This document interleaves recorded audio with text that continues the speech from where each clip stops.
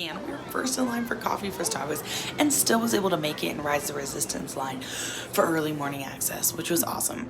This is the only time we rode this ride because honestly, like, not our favorite, but like it was still really cool.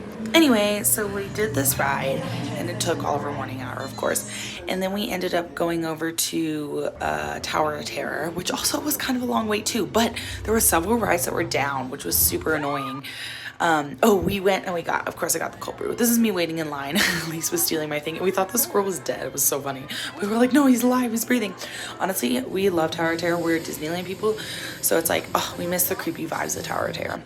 And then we got some food and it's like at Disneyland, they like, or Disney World, they make sure gluten-free is like cooked separately. So we had to wait a while, but it's fresh. But we watched both shows and had food, which was awesome, food and drink. And we were of course getting tired at this point because you wait for the show and stuff and you kind of get in line for that.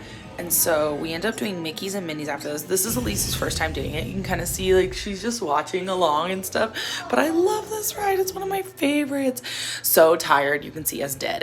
And I got a Mickey bar and then honestly we slept for like an hour, changed outfits, went back into the park, and I think we headed, oh, we got another coffee thing and then did Mickey and Minnie's again because honestly, such a good ride.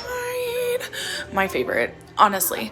And then after that we did Star Tours because it was super quick, and then we had dinner, which I love Rancho wraps. I make them at home. That dessert thing was obviously disgusting. And then we got some pictures in and some little cute videos because why not? We were there kind of waiting for our lightning lanes and stuff. So we went back on Tower of Terror and we tried the trend where it was like the slow-mo.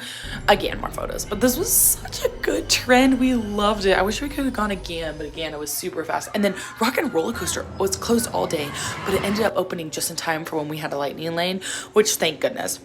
We were starting to feel it at the end of today and everything was kind of long. And thankfully now my lightning lane was starting to work. So we did Alien Swirling Saucers, which was, at least was surprised, was quite fun. Toy Story Mania, and then we even got to do Millennium Falcon, which is crazy because we had a whole Millennium Falcon thing to ourselves.